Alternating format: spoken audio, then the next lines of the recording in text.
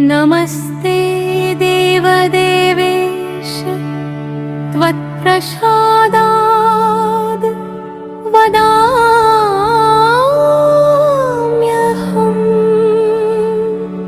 उच्चारण नमस्ते देवदेवेश त्वत्प्रसादाद् वदाम्यहम्।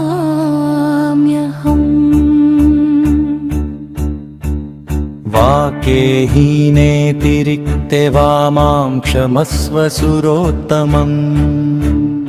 उच्चारणवाक्ये हीनेतिरिक्ते वा मां क्षमस्व सुरोत्तमम्। नमस्ते देवदेवेश ईशानवरदाच्युतम्।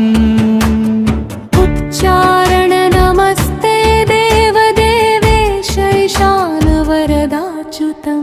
मम सिद्धिं भूयश्च सर्वकार्येषु शङ्करम्। उच्चारण मम सिद्धिं भूयश्च सर्वकार्येषु शङ्करम्। पाठ करते समय नमस्ते देवदेवेश में देवदेवेश को एक साथ स्पष्ट रूप से देवदेवेश बोले।